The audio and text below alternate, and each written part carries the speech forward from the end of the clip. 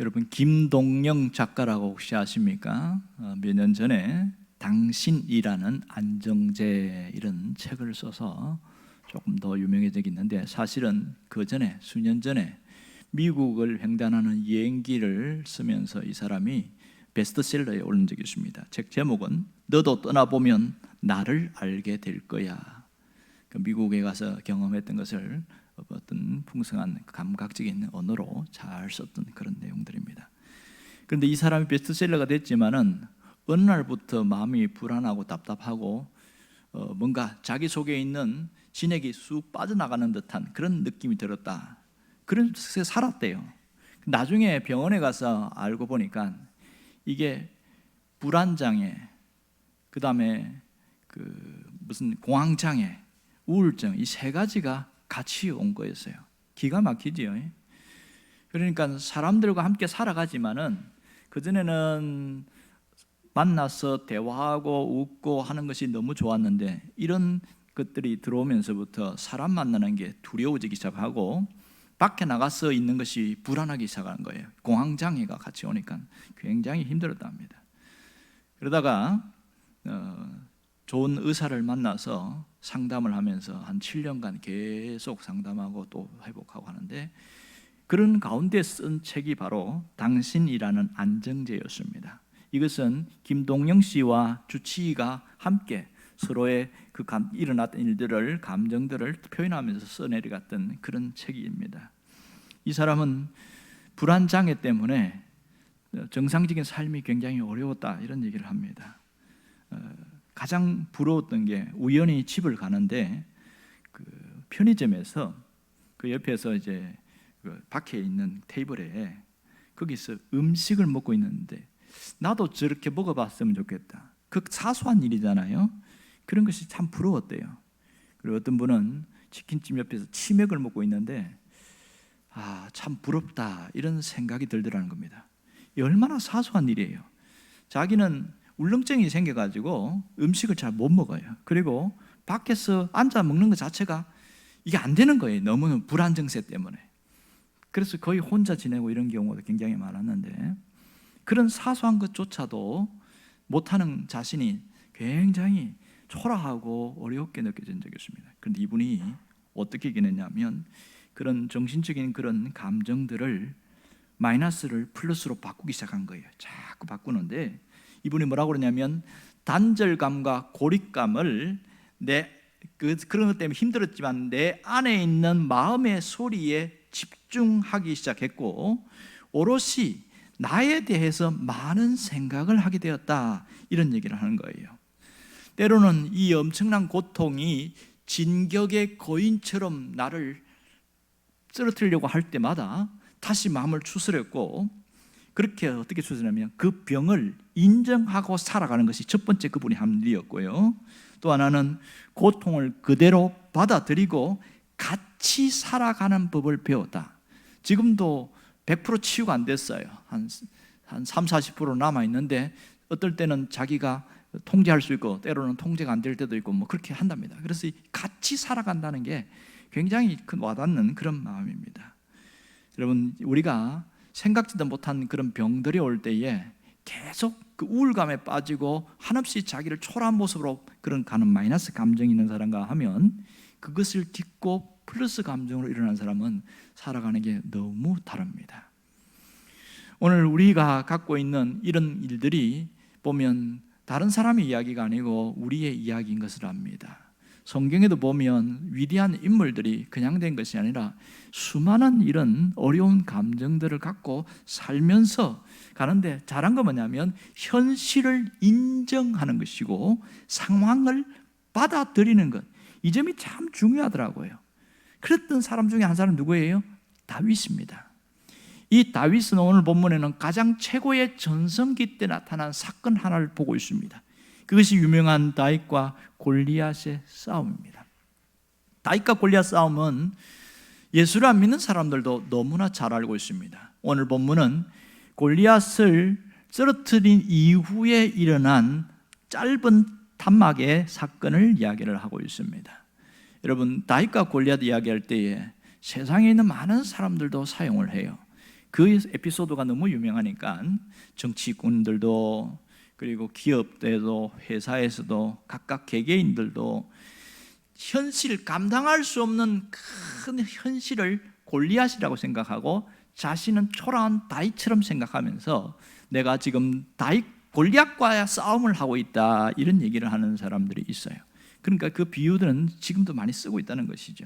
근데 놀라운 것은 오늘 주목할 것은 이 다윗이 골리앗을 쓰러뜨렸다는 겁니다. 오늘 우리가 주목할 것은 이 50절에 나오는 특이한 내용입니다. 다윗이 골리앗을 쓰러뜨렸는데 뭐라고 이야기하냐면 맨 끝에 보면 자기 손에 칼이 없었더라 이런 얘기를 하고 있어요. 자기 손에 칼이 없었다. 뭐 당연한 얘기 같은데 왜 성경에는 이런 표현을 쓰고 있을까? 이것이 의문점입니다. 여러분, 다윗이 무엇으로 싸우러 가는지 아세요? 처음에 사울 왕이 너는 너무 어려서 안 된다 이랬습니다.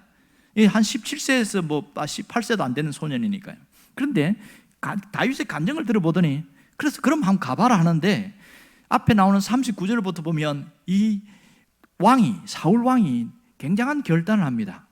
자기가 입고 있는 갑옷을 벗어갖고 다윗을 주고 노투구를 벗어서 써주고 그 다음에 자기가 갖고 있는 칼까지 주는 거 다 주는 거예요. 이 왕이 기가 막히지 않습니까? 그래서 다윗이 투구도 쓰고 갑옷도 입고 칼을 차고 이 움직여 보는데 한번 그 모양에서 생각해 보세요.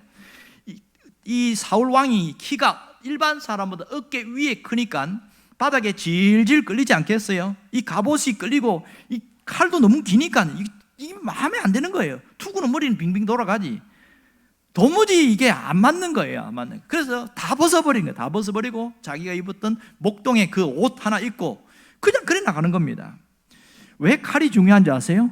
칼은 전쟁에서 없으면 안 되는 중요한 무기이기 때문에 그렇습니다. 그 당시에 칼은 자신의 생명을 보호하는 무기이고 적을 쓰러뜨리는데 반드시 있어야 되는 무기인데 그마저도 다윗에게는 맞지 않았던 거예요. 다 벗어버리고 그냥 갑니다. 뭘 갖고 가죠? 시내를 지나가는데 거기서 요만한 조약돌 5개를 주워가지고 이 물매에다가 집어넣고 그래서 싸우러 가는 거잖아요. 그래서 골리앗이 하도 기가 차가지고 칼도 없고 아무것도 없고 그저 막대기 하나 하고 그냥 조약돌 들고 오니까 너는 나를 개로 여기냐 이러면서 막 흥분해버리냐, 더 열받아 버린 거예요. 그 사건 우리가 이미 잘 알고 있지요. 자, 그러면 다윗이 골리앗을 쓰러뜨릴 때에 무엇으로 했습니까? 작은 조약돌이죠. 물맷돌이라고 하는 작은 조약돌입니다. 상식적으로 생각해 보면 그 칼과 창과 갑옷을 두른 그 골리앗에게 이 조약돌이라는 것이 얼마나 위협적이냐, 별로 위협적이잖아요. 무기가 될 수가 없는 것이죠. 그리고 나이도 그렇고 덩치도 그렇고 모든 면에서 열세였는데 골리앗을 이겼다는 것은 기적적인 일 아닙니까? 그러면서 오늘 이 사건은 모든 것이 끝난 이후에 골리앗이 쓰러졌어요. 이 물맷돌에 맞고 쓰러졌을 때에 다윗이 골리앗의 칼을 빼서 그를 죽였다. 오늘 이 본문이 이렇게 나온단 말이에요. 그러면 오늘 우리가 주목할 것은 왜 다윗의 손에 칼이 없었더라, 왜 이런 얘기를 할까요? 오늘 이 부분을 잘 봐야 됩니다. 그러면 하나님이 말씀하고 싶은 건 뭐냐면 다윗의 손에는 아무것도 없었다, 그런 뜻이에요. 골리앗을 죽일 만한 어떤 것도 없었다, 그런 뜻이 될 수 있습니다. 그러니까 다윗은 보이지 않는 하나님을 눈에 보는 것처럼 하면서 싸웠다는 것이 놀라운 특징입니다. 이 본문은 당시 히브리 사람들의 문화적 배경에 보면 반어법입니다. 반어법. 그들은 중요한 이야기를 할 때에 반어법을 잘 사용했습니다. 그러니까 자기 손에 칼이 없었더라, 이게 반어법인데 그것을 직설법으로 정상적으로 하면 그는 다윗의 손에는 하나님이 있었더라, 이런 뜻이 되는 거예요. 놀랍지 않습니까? 그것을 뒤집어서 반어법을 쓴 거예요. 중요한 얘기를 할 때는 그들이 반어법을 자주 사용합니다. 다윗의 손에는 하나님이 있었더라, 이게 승리의 비결이었습니다. 표면적으로는 물맷돌로 싸워서 이긴 줄 알지만 사실은 우리가 그런 거대한 거인과 싸울 때 물맷돌로 싸우면 이깁니까? 못 이기죠. 누가 이기겠어요? 그거는 잽도 안 되는 건데 여기에 핵심은 뭡니까? 하나님이에요. 골리앗을 이기게 한 무기가 뭐냐? 하나님이라는 사실을 강조하고 있습니다. 그래서 45절을 보면 이 다윗이 뭐라고 그러냐면 나는 하나님의 이름으로 나아가노라 이렇게 이야기합니다. 이 말은 무슨 말입니까? 나는 하나님을 무기로 삼고 나아간다 이런 뜻이죠. 이게 얼마나 허무맹랑한 소리처럼 보입니까? 세상에 나는 하나님을 무기로 싸우겠다 그러면서 뛰쳐나가면 미쳤다고 하는 사람이 많겠지요. 그러나 다윗은 이 전쟁의 성패는 무기에 있지 않고 하나님의 손에 있다는 것을 확신했기 때문에 그렇습니다. 이것이 다윗이 가진 놀라운 신앙의 특징입니다. 오늘 우리에게 주시는 교훈은 분명합니다. 우리가 세상에서 누구와 손잡고 가느냐, 누구와 손잡고 싸우느냐가 삶의 성패를 가른다, 이걸 보여주고 있는 것이죠. 세상이 주는 능력이 아니라 오직 하나님으로 싸우는 자는 반드시 이긴다, 이것을 정확하게 보여주고 있습니다. 여러분, 하나님과 함께하고 하나님을 무기로 싸울 수 있는 자가 되기를 바랍니다. 성패의 핵심은 하나님 자신에게 있습니다. 이 단순한 진리가 어떤 사람에게는 각인이 되는 사람이 있고 어떤 사람에게는 뭐 그럴 수도 있겠지 이렇게 지나가는 사람이 있습니다. 세상을 살아가면서 누가 이겨냅니까? 하나님이 무기라고 마음속에 깊이 각인된 그 사람이 이겨내는 겁니다. 오늘 우리의 현실은 어떻습니까? 무엇이 세상을 이길 수 있는 무기입니까? 여러분, 세상에서는요, 실력이 있어야 하고 능력이 있어야 다른 사람보다 앞서갈 수 있습니다. 세상에서는 강한 자가 이기고 무기를 가진 자가 이깁니다. 더 좋은 무기를 가진 자가 이깁니다. 그런 일들은 굉장히 많습니다. 여기서 무기는 무엇입니까? 먼저 권력이 무기입니다. 아무나 가질 수는 없지만 일단 권력을 갖기만 하면 이게 가장 강력한 무기가 됩니다. 권력은 사람을 죽이기도 하고 살리기도 하는 그런 엄청난 능력을 갖고 있습니다. 그래서 모두가 권력을 가지려고 몸부림을 치는 거예요. 새벽에 우리가 사도행전을 보고 있는데 지난 금요일까지 사도행전 12장의 말씀을 보았습니다. 그때 보면 헤롯 아그리빠라는 이 전술과 전략, 처세술이 탁월한 이 왕이 나오는데 헤롯 아그리빠가 얼마나 잘했는지 로마의 황제로부터 유대 전역을 네 혼자 다스리라 그런 것을 봤습니다. 그리고 유대인들과는 이게 등 돌린 척이었는데 환심을 사기 위해서 기독교인들을 죽이기 시작합니다. 그래서 누굴 죽였냐면 사도 야고보를 먼저 처형시켰어요. 참 수형을 시켰더니 유대 지도자들이 박수를 치면서 와, 헤롯 왕 최고라고 거기에 등달아서 그러면 한 명 더 죽이자 그랬고 베드로까지 죽이려고 감옥에 집어넣었어요. 그런데 하필이면 그때가 무교절이에요. 무교절에는 처형하면 안 됩니다. 그러면 더 분노를 이렇게 삽니까? 그래서 무교절이 끝나기까지, 무교절이 끝날이 6월절이잖아요. 그때까지 기다렸는데 그날 밤에 만일 주님의 사자가 그를 끄집어내지 않았으면 베드로도 그때에 순교당했을 가능성이 많습니다. 이처럼 권력은 굉장한 능력이 있습니다. 하지만 저 악한 자든지 선한 자든지 이 권력은 하나님이 부여하신 것이다. 로마 13장에 보면 하나님이 허락하지 않으면 가질 수 없다 이런 얘기를 합니다. 그래서 이것을 신학적으로 표현하면 허용적 섭리이다 이렇게 표현합니다. 이게 권력이 무기고요. 또 하나는 경제적 능력이 무기입니다. 물질이 무기라는 소리지요. 세상에서 권력을 잡는 자는 소수이지만 일반 대중들이 잡을 수 있는 강력한 무기는 돈이에요. 돈이 많으면 그 사람이 많이 배웠든 적게 배웠든 상관없이 이게 얼마나 강력한 무기인지 몰라요. 돈은 죽음 문제 외에 나머지 많은 문제를 해결합니다. 돈이 많으면 죽을 병에 걸린 사람도 엄청난 돈을 쏟아 부어서 더 오래 살게 만들어요. 똑같은 약이라도 10만 원짜리와 1000만 원짜리는 약 자체가 다르거든요. 암에 걸린 분들도 보면 가끔 그렇게 약값을 싸게 해서 보편적인 걸 쓰는 사람과 한 대에 1000만 원씩 하는 사람은 하는 게 벌써 다르더라고요. 이렇게 돈은 행복을 줄 수는 없지만 행복을 위한 모든 것을 제공할 수 있습니다. 돈의 능력은 굉장히 위대합니다.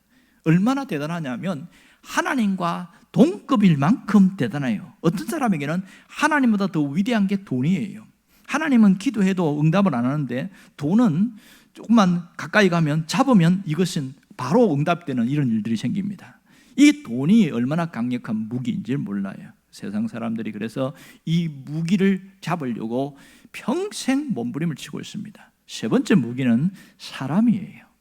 사람이 무기입니다. 어떤 사람을 만나에 따라서 인생이 풀리기도 하고 인생이 망가지기도 하고 그런 경우가 굉장히 많습니다. 이 사람이 무기인데 그 한 이상 씨라고, 이분은 그 우리들 제약, 옛날에 우리들 제약인데 지금 바뀌었어요.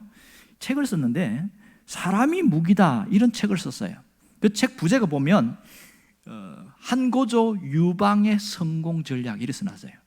거기 보면 재미있는 얘기가 나오는데, 본래 이 한나라의 유방은 출신 자체가 별로 좀 너무 좋지는 않아요. 그리고 학식과 지식이 부족했고 집안도 부유하지 않아서 도무지 게임이 안 됩니다. 지금 유방과 싸우는 사람이 누구냐면 항우거든요. 항우는 처음부터 명문가 출신에다가 그 다음에 무력과 지략이 뛰어났어요. 힘도 얼마나 센지 몰라요. 그러니 초나라를 이게 이끌었던 항우와 한나라의 이 유방이 싸우면 누가 이겨요?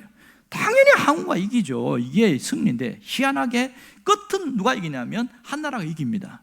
항우가 죽고 유방이 그 정권을 잡습니다. 어떻게 잡았냐? 사람이 무기다. 이 유방이 잘한 건 뭐냐면 바로 용인술이라고 그랬어요. 사람을 적재적소에 잘 썼고 유능한 사람들을 다 받아들이고 수용하고 해서 그래서 세워나갔습니다. 이게 역사의 기록이에요.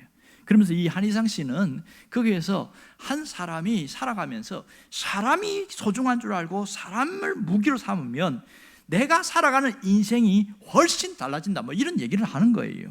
그런가 하면 세상에서는 정보가 무기다 이렇게 말하는 사람도 많습니다. 정말 그럽니다. 우리는 지금 디지털 시대를 살아가고 있습니다.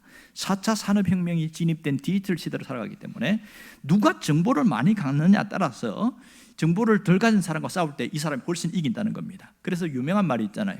디지털 노마드라는 그런 말이 나옵니다. 그러니까 디지털 노마드, 그러니까 그 유목민이라는 뜻인데 그냥 열심히 일하지 않지 컴퓨터 한 대 가지고 돈 많이 버는 사람, 뭐 이런 것을 얘기하고 있어요.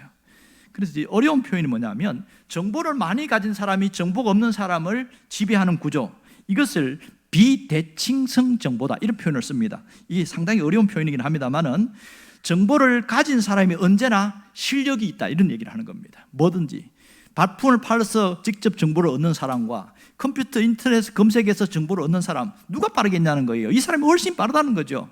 이것이 현실입니다. 그렇다면 오늘 여러분은 무엇을 무기로 삼고 살아가냐는 겁니다. 돈입니까? 재능입니까? 스펙입니까? 정보입니까? 내가 갖고 있는 이 무기가 뭐냐는 거예요. 신앙인들이 가져야 될 무기가 뭡니까? 그것보다 더 뛰어난 무기가 바로 하나님이라는 것을 인식할 수 있기를 바랍니다. 우리 생각에는 세상에 있는 것이 강력한 무기처럼 보이지만 오늘 다윗을 통해 보여주는 것은 하나님 자신이 최고의 무기다, 이걸 보여주고 있는 거예요. 분명한 것은 하나님을 무기로 삼을 때 반드시 하나님이 이기게 한다는 사실입니다. 하나님을 전적으로 믿는다는 것은 바로 하나님을 온전한 무기로 삼고 살아간다는 거예요. 하지만 우리의 현실은 환경이 무기처럼 보일 때가 많습니다.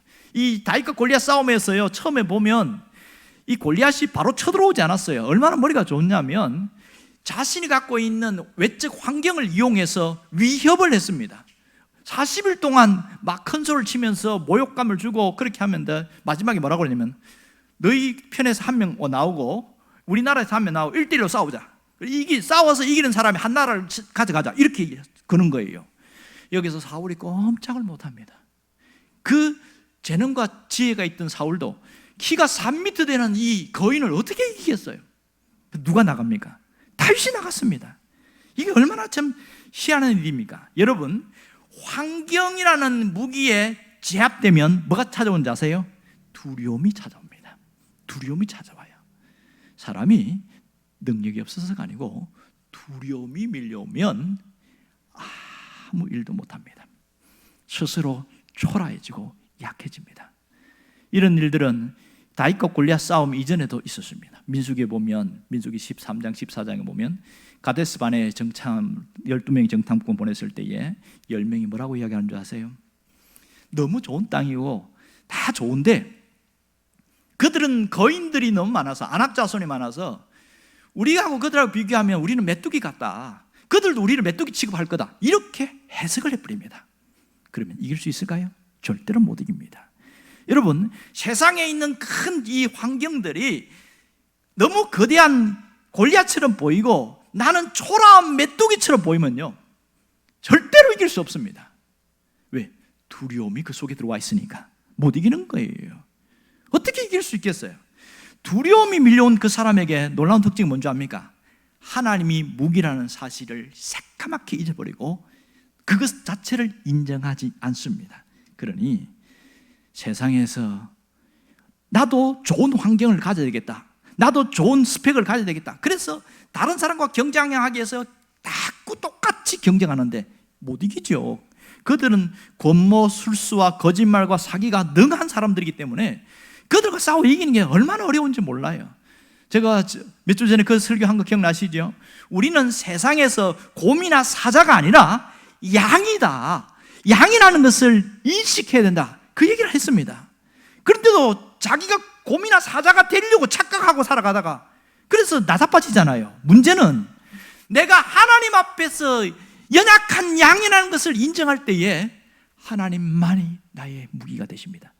그 고백이 나올 수 있는 것이죠. 그렇다면 하나님을 무기로 삼는 사람은 어떻게 살아가야 합니까? 하나님을 무기로 삼는 사람은 오직 하나님만 의지하는 사람입니다. 오직 하나님만 바라보는 사람입니다. 하나님을 무기로 삼은 사람은 다른 게 안 보여요. 오직 주님이에요. 오직 하나님만 보이는 거예요. 이게 놀라운 거죠. 세상을 의지하지 않고요, 이런 사람들은 하나님만 의지합니다. 믿음으로 산다는 것은 세상의 칼을 붙들고 살지 않고 하나님을 나의 칼로 의지하고 살아가는 거예요. 이 칼이라는 것이 무엇을 말합니까? 칼이라는 것은 철저하게 내가 신뢰하는 것이고 내가 붙들고 놓지 않는 그것입니다. 그리고 이걸 가지면 모든 것을 해결할 수 있다고 믿는 그 대상이 칼입니다. 우리는 끊임없이 칼을 들고 살려고 애를 쓰고 있어요. 초라하더라도 칼을 들고 살려고 하고 있어요. 그러니 신앙생활하면서 세상에서 늘 넘어지고 쓰러지고 빠진 모습으로, 초라한 모습으로 있는 이유는 뭡니까? 그들이 갖고 있는 칼을 나도 가지려고 애를 쓰니까 안 되는 거예요. 이게 안 되는 거예요. 우리는 사는 방식이 달라야 됩니다. 예수 믿지 않는 사람과 사는 방식이 확연하게 달라야 됩니다. 하나님을 무기로 삼는 자는 하나님을 의지하며 사는 것, 이것이 신앙인들이 살아가야 될 방식입니다.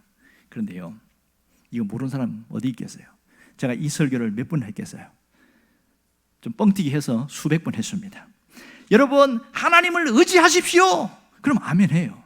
그런데 현실을 보면 정말 하나님 의지하고 살아가느냐? 그런 사람보다 그렇지 않은 사람이 훨씬 많다는 게 이 아이러니한 겁니다. 왜 예배당에서는 하나님을 의지하는데 예배당 문을 나가서는 왜 하나님을 의지하지 않고 왜 이렇게 살아갈까요? 이게 왜 이런 딜레마가 생기죠? 여러분, 하나님 의지하는 거 몰라서 못하는 게 아니고 알면서도 못하는 거예요. 그 중에 이런 사람이 있습니다. 하나님을 의지하고 살아가는 것이 미련하게 보이기 때문에 못하는 사람이 있습니다. 세상은 강하고 나는 약해. 하나님을 의지하는 것은 뭐 별로 그 눈에 보이는 게 아니니까 이게 미련한 것처럼 보이는 거거든요. 사람들이 그래요. 너 왜 이렇게 미련하게 살아가냐? 왜 하나님 있다고 하는데 하나님이 뭐 떡을 주냐, 밥을 주냐, 돈을 주냐, 너한테 뭘 주냐, 집을 주냐?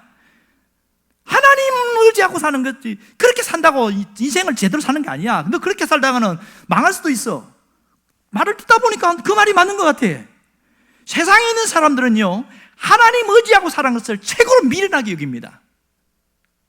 그래서 돈을 믿어야지 왜 하나님을 믿냐고 이렇게 이야기하는 거예요. 사람을 믿어야지 왜 하나님 믿냐고 그래요. 그런데 예배당에 오면 목사님이 여러분 오직 하나님만 의지해야 됩니다. 여기서는 아멘 했는데 밖에 나가면 노멘이 돼버리는 거예요. 왜? 내 속에도 그것이 남아있어요. 하나님을 의지하고 살아가는 것이 미련한 방법처럼 느껴지고 그걸 받아들이는 그 순간부터 그동안 하나님을 의지하던 모든 것을 순간 놔버립니다. 놔버리고 세상의 칼을 잡기 시작하는 거예요. 다시 그들은 벌써 큰 칼을, 아주 예리한 칼을 갖고 있는데 이제 나는 또 칼을 들고 가려고 하니까 따라가는데 게임이 됩니까 이게? 이 어처구니 없는 일들이 얼마나 많은지 모릅니다. 또 하나는요, 하나님을 의지하고 살아가는 게 불안하게 느껴지는 거예요. 뭐라도 가져야 되는데 아무것도 없고 손에 잡히는 것도 없는데 그저 보이지 않는 하나님을 의지하고 살아가는 게 이게 그처럼 불안할 수밖에 없는 거예요. 이게 불안하니까 다른 칼을 잡으려고 하는 거죠. 얼마나 안타까운지 압니까? 그래서 우리도 똑같이 세상적으로 하는 거예요. 그래, 맞아, 돈이 있어야 돼, 사람이 있어야 돼, 내가 좋은 직장을 가져야 돼. 똑같이 살아가니까 너무너무 사는 게 힘든 것이죠. 하나님을 의지하지 않으면 어떻게 살아가요? 자기 소견에 옳은 대로 행동합니다. 자기 생각에 맞다고 판단한 대로 가는 거예요. 하나님이 왼쪽으로 가라 하는데 내가 볼 때는 왼쪽으로 가면 안 될 것 같아, 오른쪽으로 하는 거예요. 하나님이 좁은 길로 가라니까 그건 좀 힘든데 그래서 넓은 길로 가는 거예요. 이게 자기 생각에 옳은 대로 살아가니까 인생이 펴질 수가 있습니까? 생각해 보세요. 넓은 길로 가면서 하나님 도와주세요, 하나님 응답해 주세요, 하나님 문제 해결해 주세요. 그 기도 응답될까요? 길을 잘못 들었었는데 그 기도 응답되면 망하는 길로 끝까지 가는 거죠. 하나님이 넓은 길로 가는데 도와주면 어떻게 됩니까? 마지막 떨어지기 죽겠지. 인생 자체가 망가진단 말이에요. 이렇게 길을 돌이켜야 하나님이 역사하는 거 아니겠어요? 우리는 그저 무조건 기도하면 다 응답하신다고 믿고 가다 보니까 내가 지금 어느 길로 가고 있는지, 잘못된 길인지 바른 길인지를 모르고 가니까 여기서 계속 갈등이 오는 거예요. 결국은 뭐냐? 하나님은 아무리 기도해도 응답하지 않는다. 아무리 기도 응답하지 않는다. 스스로 실망하고 스스로 낙심하고 스스로 시험 들어버리는 거예요. 가장 무서운 게 뭔지 아세요? 하나님께 시험 든 사람입니다. 하나님께 시험 들면 답이 없어요. 하나님만 아니면 해결할 수가 없거든요. 그렇게 해서 하나님께 시험 들었다가 20년, 30년 방황하다가 60 넘어서 교회 나온 사람 봤습니다. 왜? 그 자꾸 사소한 문제 때문에 자기가 이 절박한데 하나님 이거 안 들어줬어요. 그래서 시험이 확 들어버려가지고 에이, 교회고 하나님을 보고 다 때려치워버린 거예요. 그렇게 해서 다른 방법으로, 세상의 방법으로, 세상의 칼을 붙들고 살아가는데 될 듯 하는데 안 되고 다 정점에 올라왔는데 뒤에서 뒤통수를 치갖고 사기치는 바람에 또 와르르 무너지고 내 인생이 왜 이렇게 힘드냐, 왜 이렇게 힘드냐. 마지막에 정신을 차리고 이리 살아봐도 안 되는구나. 그러고 나서 돌아오더라니까요. 그 30년의 긴 세월은, 하나님 없이 살았던 그 세월은 하나님과 아무 상관없죠. 인간이 이렇게 어리석습니다. 그래서요, 하나님은 돌이키기 하기 위해서 사람을 보냅니다. 어떤 사람 보냅니까? 믿음의 사람들을 보내요. 그래서 아무개야, 너 그렇게 하면 안 돼. 하나님이 사인을 주는 거예요. 그런데 안 듣습니다. 안 들으려고 해요. 왜 그래요? 영적인 귀가 닫혀 있고 볼 수 있는 영안이 다 가려져 있기 때문에 안 보이는 거예요. 언제 보이는 줄 아세요? 인생의 낭떠러지 딱 직전에 왔을 때 이거 잘못됐는데, 이러면 안 되는데, 돌이킬 수 없는 그 낭떠러지 딱 들어왔을 때 그때서 후회합니다. 그때서 정신을 차리는 거예요. 그때는 아무리 정신을 차려도 소용없습니다. 이제 와서 후회해도 소용이 없어요. 이게 영적인 눈과 영적인 귀가 닫힌 사람이 있는 마지막 말로입니다. 그 영혼은 구원받겠지만 그 인생은 완전히 초라하게 무너지겠지요. 여러분, 하나님을 의지할 수 있기를 바랍니다. 하나님을 의지하는 사람은 하나님의 이름으로 살아가야 합니다. 다윗처럼 내가 하나님의 이름으로 나아가노라 한 것처럼 하나님의 이름으로 살아가야 하는 거예요. 내가 사는 모든 삶의 앞에 하나님의 이름이 있습니까? 아니면 다른 것이 앞에 서 있습니까? 무엇을 앞세우고 가느냐는 거예요. 하나님의 이름을 앞세우면 언제나 하나님을 내가 의식하고 살아가기 때문에 늘 하나님의 이름이 능력이 있는 것을 믿습니다. 여러분, 예수의 이름, 하나님의 이름 같은 이름을 아시죠? 예수의 이름에 능력이 있기 때문에 베드로도 요한도 예수의 이름으로 안전병이나 모든 병자들을 고쳤고 놀라운 역사를 행했습니다. 그들이 무슨 능력이 있어서 엄청난 기적을 행했겠어요? 오직 예수의 이름으로 했다는 거 아니겠습니까? 우리에게는 하나님의 이름이 있어요. 예수의 이름이 있단 말이에요. 그 능력을 사용할 때에 놀라운 역사가 있습니다. 주님이 이 세상에 계시면서 무슨 얘기하는지 아십니까? 요한복음 16장 33절에 내가 세상을 이겼노라 이 얘기를 했습니다. 너희가 세상에서 환난을 당할 수 있지만 담대하라. 내가 세상을 이겼노라. 그러면 누가 세상을 이기는 자로 살아갈 수 있습니까? 세상을 이기는 것은 이만희가 아니에요. 우리입니다. 누가? 하나님의 이름을 붙들고 살아가는 자, 예수의 이름을 붙들고 살아가는 자가 세상을 이길 수 있는 거예요. 이 단순한 진리를 놓지 않기를 원합니다. 하나님이 우리의 무기가 되어야 됩니다. 하나님의 이름이 우리의 삶의 권능이 되어야 합니다. 이러한 삶이 나타난, 그렇게 결단하는 사람들은 그러면 그 사람이 하나님 이름으로 살아가는지 하나님 무기로 살아가는지를 무엇으로 알 수 있을까요? 무엇으로 알 수 있죠? 그것은 그 삶 속에 감사가 있는 사람입니다. 감사의 삶이 있는 사람은 하나님의 이름으로 살아갑니다. 하나님을 무기로 삼습니다. 여러분, 감사는 입으로 나타나는 것이 아니라 삶을 통해서 고백되어져야 합니다. 감사는 삶의 고백입니다. 언젠가 말씀드린 적이 있지만 게리 토마스가 유명한 말을 했습니다. 감사는 안전벨트다. 감사는 안전벨트와 같다고 했습니다. 이 안전벨트는 평소에 필요한 것, 필요성을 잘 못 느껴요. 그런데 사고가 탁 날 때에 안전벨트는 생명벨트입니다. 감사는 해도 되고 안 해도 되고 평소에는 아무런 능력이나 영향력을 주지 못합니다. 하지만 감사의 삶이 입과 삶의 현장에서 고백되어지고 나아가는 사람은요, 위기의 순간에 그 감사가 나를 확 끄집올립니다. 문제의 상황에서 나를 확 들이켜서 그 문제의 늪에서 빠져나오게 만드는 것이 감사의 삶입니다. 여러분, 감사를 가볍게 보지 않기를 원합니다. 해도 되고 안 해도 되는 걸 생각하지 않기를 원해요. 반드시 해야 되는 것이 감사고 감사의 삶입니다. 감사는 이런 것이에요. 여러분, 그 어떤 분이 그 얘기를 했더만요, 우리가 흔히 얘기하는 행복이라든지 기쁨이라든지 평안이라든지 또 관계 회복이라든지 이것의 정점에 올라가면 뭐가 있느냐? 감사가 있다, 이런 얘기를 하는 거예요. 그러니까 그 사람이 보면 얼굴이 평안하고 얼굴이 환하고 기쁨이 있고 또 소망이 있고 이런데 그 깊이 들어가 보니까 이 사람이 어떻게 해서 이렇게 됐느냐? 그 사람에게는 감사가 있었다, 이 얘기를 하는 겁니다. 아주 유명한 말입니다.